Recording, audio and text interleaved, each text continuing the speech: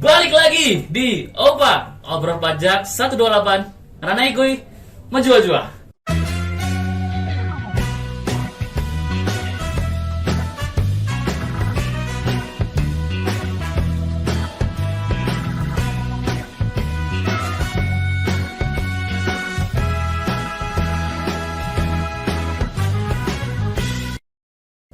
Nah, kawan pajak, kali ini kita sudah di episode ke-6 OPA 128. Nah, harapannya dari podcast-podcast kita sebelumnya juga teman-teman boleh semakin diperkaya lagi pengetahuan perpajakannya.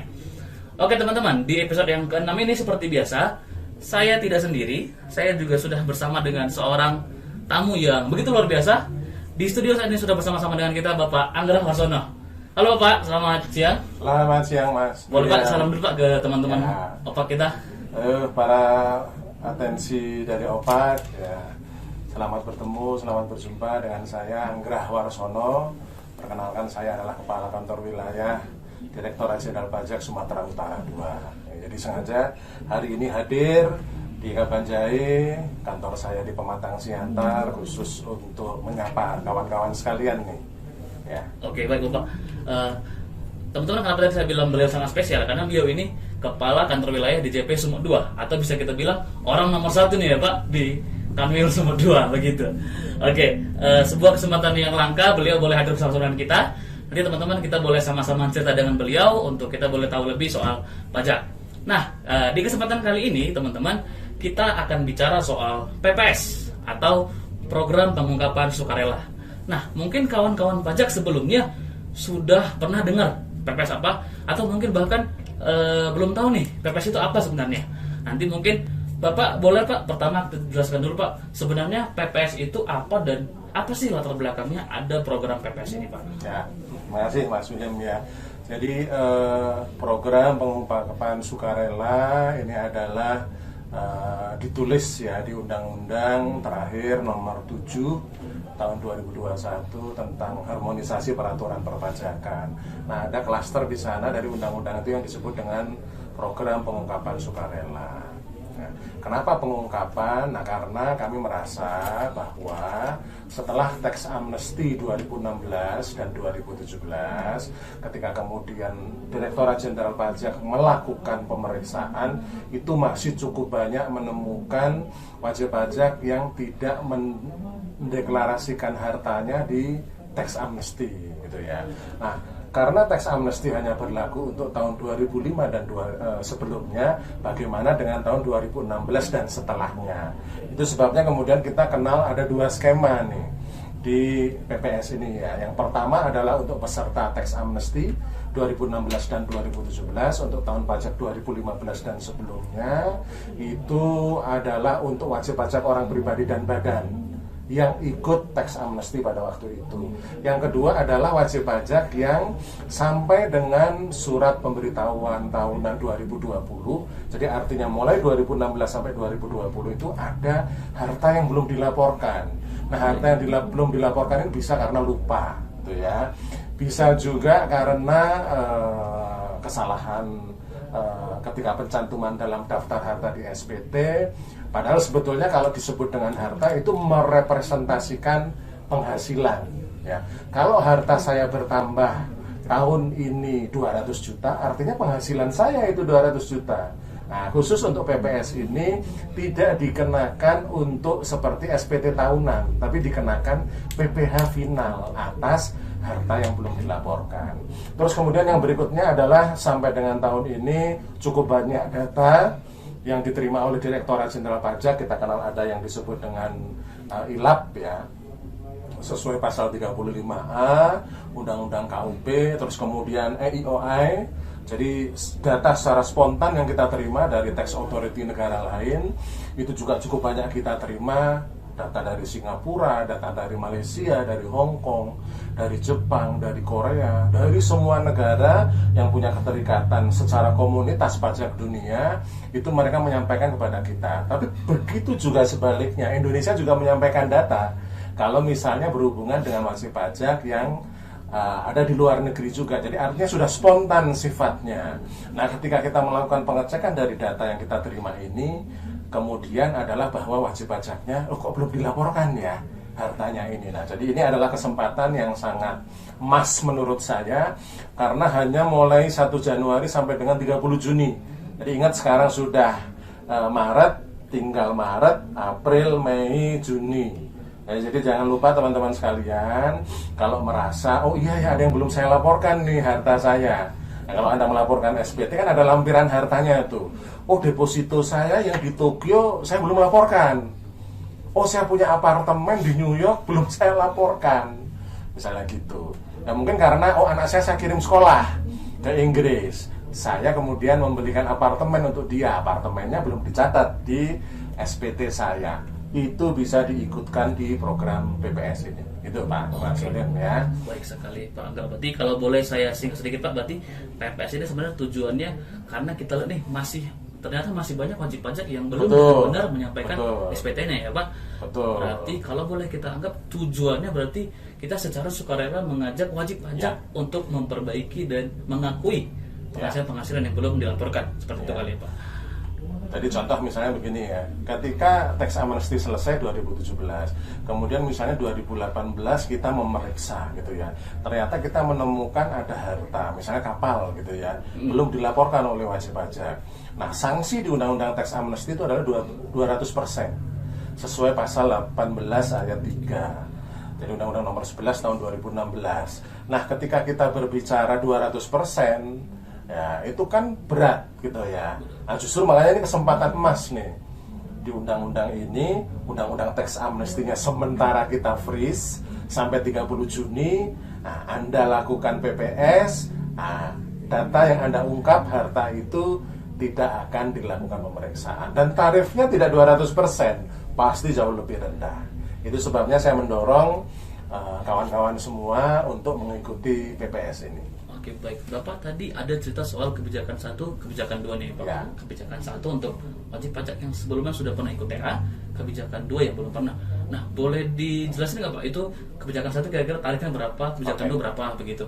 Ya, jadi kebijakan yang pertama adalah untuk yang sudah pernah ikut tax amnesty 2016 atau 2017, baik WP badan maupun WP orang pribadi. Ya, tarifnya adalah 11%, 8%, dan 6%.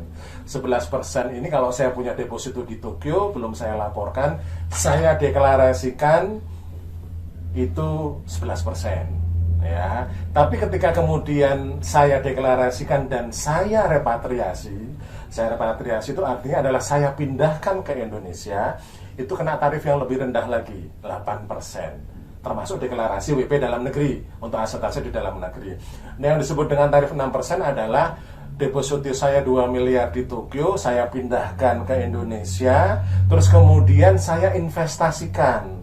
Saya membeli surat berharga negara, termasuk sektor-sektor energi terbarukan, ya, itu saya dapat tarif lebih rendah lagi. Ya, jadi coba Anda bayangkan tuh, Anda mendeklarasikan, Anda bawa pulang, Anda investasikan, dari investasi Anda dapat uang, Anda hanya membayar tarif 6%. Khusus untuk yang kebijakan yang kedua, ini tidak diperuntukkan untuk peserta tax amnesty, tapi khusus hanya orang pribadi saja. Ya, orang pribadi yang SPT 2016 sampai 2020-nya ada harta yang belum dilaporkan. Ya, jadi ketika 2016 kemudian sama tuh, misalnya gitu ya, saya membeli saham tapi lupa saya laporkan, gitu ya. Saya minjemi orang uang, artinya saya punya piutang ke orang lain, itu adalah bagian dari harta. Itu belum saya laporkan di SPT saya. Ya, itu dapat saya ikuti kebijakan yang kedua. Sama polanya, skemanya, tapi tarifnya lebih tinggi. Ya, jadi ada 18%, 16%, dan 12%. 18% adalah deklarasi. Jadi kalau 2019 saya punya investasi di Perancis misalnya, belum saya laporkan, saya deklarasikan itu diumumkan, dinyatakan harta itu dalam PPS, itu 18%. Ketika kemudian saya bawa ke Indonesia, ya, deposito saya yang di Perancis itu saya pindahkan, itu saya kena 12%, 16%, mohon maaf. Tapi kalau kemudian uang deposito itu yang saya bawa pulang ke Indonesia, kemudian saya investasikan dalam bentuk surat berharga negara, saya kena tarif 12%. Ya, jadi tarifnya cukup rendah. Coba Anda bayangkan dengan 200% sesuai Undang-Undang TA untuk kebijakan yang pertama.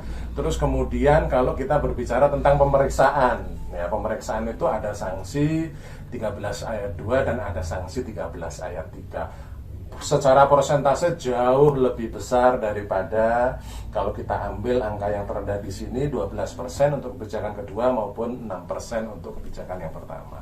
Itu kurang lebih Mas. Oke, baik Pak. Berarti kesimpulan nih Pak, ketika kita berniat menginvestasikan harta kita tersebut, itu pemerintah ngasih fasilitas yang lebih baik lagi Pak, ya, lebih kecil tarifnya gitu. Betul, ya. Oke, baik sekali, mantap. Oke, lalu tadi juga Bapak ada singgung sedikit soal manfaatnya nih. Berarti kalau misalnya kita ada harta yang belum dilaporin, terus kita ikut PPS, kita dan harta-harta yang kita laporkan itu tidak akan menjadi dasar pemeriksaan ya Pak. Betul. Dasar dalam pemeriksaan. Dan juga nanti tidak dikenakan sanksi pasal 18 ayat 3. Ya. Nah, berarti Pak, ketika tadi Bapak bilang nih berlaku dari 1 Januari 2022 sampai dengan 30 Juni 2022 ini. Ya. Nah, kalau nanti semisal wajib pajak ada yang baru sadar nih Pak, dia mau ikut tuh, tapi udah lewat tanggal 30, itu gimana Pak? Ya, makanya ini mumpung sekali lagi saya sampaikan bahwa sekarang masih Maret. Ya, kita masih punya Maret, April, Mei, dan Juni. Ya, kurang lebih 4 bulan. Tolong kawan-kawan lihat lagi ya, satu SPT-nya yang sudah dilaporkan. Contoh 2020 kan sudah dilaporkan di 2021 kemarin. Ketika kemudian Anda baru sadar, oh iya saya kan beli kapal ya, oh iya saya kan naruh deposito ya, misalnya seperti itu. Dan kebetulan belum saya laporkan di SPT saya, tolong itu dilaporkan. Karena kesempatan ini kenapa hanya 6 bulan? Karena nanti begitu terhitung tanggal 1 Juli 2022, Undang-Undang Tax Amnesty itu berlaku lagi. Sementara ini kita freeze nih undang-undang. Dan tadi sudah disebutkan bahwa data yang Anda laporkan, misalnya gitu ya, Anda melaporkan harta yang ada di Tokyo, deposito misalnya 2 miliar. 2 miliar itu kan kalau kita hitung dari sisi penghasilan, itu kan artinya sudah masuk di kriteria yang 30% tuh harusnya. Kalau kita berbicara tentang undang-undang PPh.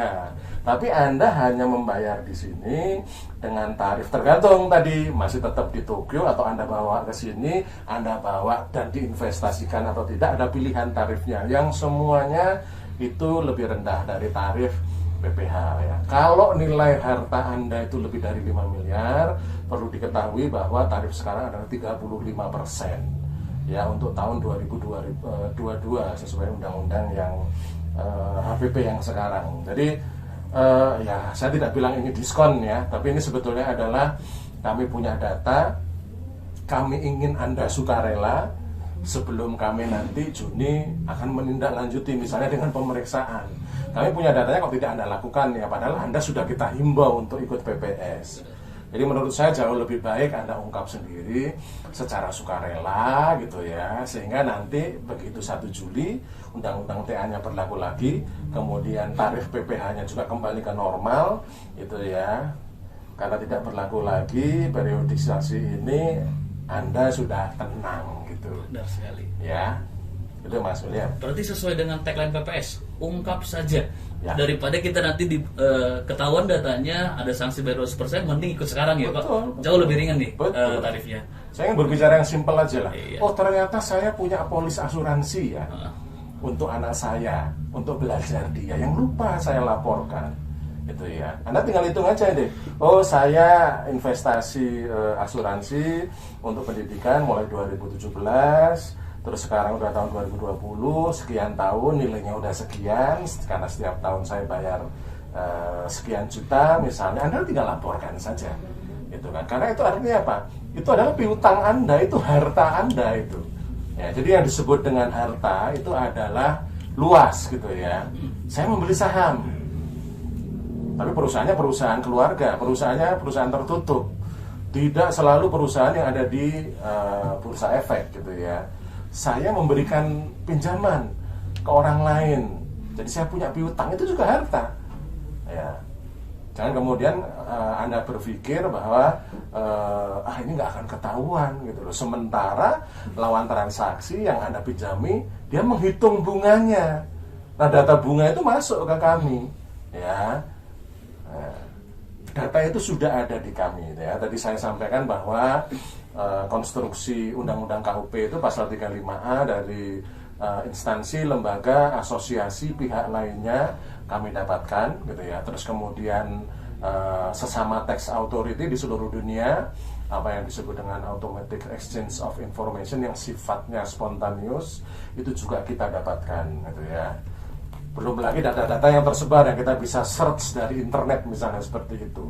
Karena kalau googling sekarang itu kan nemu aja itu, oh ternyata, mohon maaf ya, restoran ini ternyata ada 3 ya. Sementara yang dilaporkan hanya 1 misalnya, seperti itu. Lambat laun pasti ketahuan. Ini saat yang sangat baik Anda ungkapkan, harta Anda akan mendapatkan tarif yang jauh lebih rendah. Oh, oke. Ya. Nah, kalau di lingkungan DJP Kanwil Sumut 2 sendiri Pak, sekarang ini itu Pak bagaimana progres pesertanya? Apakah sudah banyak yang ikut? Atau Cukup banyak ya. Jadi sampai dengan 2 hari yang lalu itu sudah kurang lebih hampir 300 wajib pajak yang mengikuti gitu ya, dari 8 KPP yang ada. Terus kemudian jumlah pajak yang dibayar itu sudah sekitar 40 miliar ya, jadi cukup besar angkanya ya. Jadi artinya saya cukup paham ya, sebagian teman-teman pajak masih berpikir untuk membayar PPh pasal 29 untuk SPT tahunan gitu ya. Tapi waktu ini sangat pendek gitu ya. Jadi tolong Anda mulai hitung tuh. Oh iya, saya bayar untuk tahun pajak 2021 sekian. Harus saya selesaikan Maret ini untuk orang pribadi, atau April besok untuk perusahaan. Tapi saya juga harus mulai hitung bahwa Juni saya harus bayar sekian. Jadi sudah cukup banyak yang ikut, dan secara nasional cukup besar angkanya. Sudah kurang lebih sekitar 1,2 triliun ya, jumlah penerimaan pajak yang kita terima. Oleh sebab itu saya menghimbau, angkanya pasti selalu bergerak terus, dan kalau Anda punya kesulitan bagaimana cara menghitungnya, silahkan datang ke helpdesk atau ke tempat pelayanan di kantor pelayanan pajak di mana Anda berada. Ya, di Kabanjaya ada, di Sidikalang ada. Anda kalau misalnya merasa lebih dekat untuk ke Dolok Sanggul silahkan. Anda kalau misalnya merasa lebih dekat untuk ke Pematang Siantar juga silahkan. Ya, kami akan melayani Anda dengan baik, dengan membantu Anda untuk kira-kira harta yang bisa saya hitung, yang saya masukkan ada berapa, kemudian tarifnya berapa. Ya, tinggal pilihannya itu. Ya, kalau di luar negeri Anda hanya deklarasikan saja atau umumkan saja nilainya tanpa dibawa ke Indonesia. Tapi kalau Anda mau bawa ke Indonesia, apalagi kalau mau berinvestasi di surat berharga negara, akan mendapatkan tarif yang jauh lebih rendah. Ya Mas William ya. Baik Pak. Oke, berarti kalau kita boleh singkat sedikit, PPS ini fasilitas ya Pak? Ya. Kemudahan diberikan kepada para wajib pajak. Kalau belum benar nih sampai SPT-nya, coba silahkan diperbaiki dan bayarkan PPh finalnya, agar nantinya tidak diberatkan oleh undang-undang tax amnesty pada akhirnya nanti ya Pak. Oke, benar sekali. Terakhir nih Pak, kira-kira pesan-pesan Bapak untuk para kawan pajak kita di OPAK 128 nih, entah terkait PPS atau apapun itu Pak, yang ingin Bapak sampaikan ke teman-teman pajak itu. Silakan Pak. Ya, jadi sebagian kawan pajak mungkin menganggap pajak ini adalah sesuatu yang rumit gitu ya. Sebetulnya tidak juga gitu ya. Karena Anda silahkan lakukan bisnis Anda tinggal konsultasi saja. Ya, bahwa di kantor pelayanan pajak itu ada akun representatif yang di-assign khusus nangani Anda.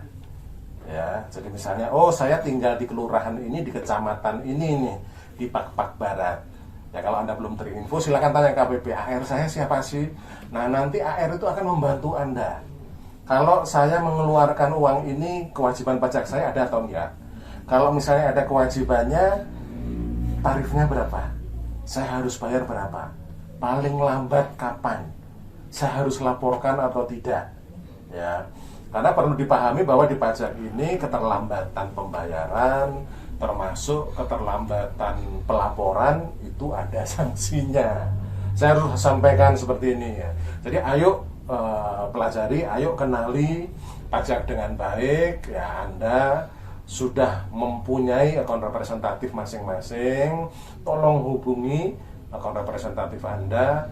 Akun representatif Anda akan menginformasikan seluas-luasnya hak dan kewajiban Anda. Ya, Kalaupun misalnya ada yang, oh ini lebih bayar Pak, harus dikembalikan. Apa yang harus dilakukan? Bisa kita informasikan. Ya, jadi jangan alergi, jangan takut dengan pajak. Ya, kami menjaga komitmen kami menjaga integritas kami bahwa kami akan menginformasikan sebaik-baiknya kepada Bapak Ibu sekalian, kawan-kawan pajak, bagaimana melakukan kewajiban perpajakan dengan baik. Ya, mungkin itu yang ingin saya sampaikan, ya. Terima kasih Bapak Angga. Oke, baik kawan pajak, seperti yang dibilang Bapak Angga tadi, kawan pajak jangan takut kalau masalah pajak. Kalau nggak ngerti tanya aja. Ada orang-orang di kantor pajak yang pasti bakal ngebantuin teman-teman untuk boleh tahu nih kewajiban perpajakan seperti apa yang benar yang harus saya lakukan. Oke, baik Pak Angga, tidak terasa kita sudah di penghujung podcast kita. Kita bersyukur sekali Pak Angga, terima kasih sudah Sama-sama, boleh hadir di Bang William podcast kita, boleh mengisi bagian kita dan boleh cerita soal PPS. Pak Angga, nanti silakan. Selamat kembali ke Siantar, sehat-sehat selalu. Terima Sukses kasih. selalu dengan jabatannya. Oke, kawan pajak juga, kita di penghujung acara kita. Jangan lupa untuk terus ikuti kita di IG, Twitter, dan Facebook kita @pajakkabanjahe untuk boleh terus tahu tentang update informasi terbaru soal perpajakan. Podcast 128 Opak ngeranai kuy. Bye-bye. Terima kasih semuanya.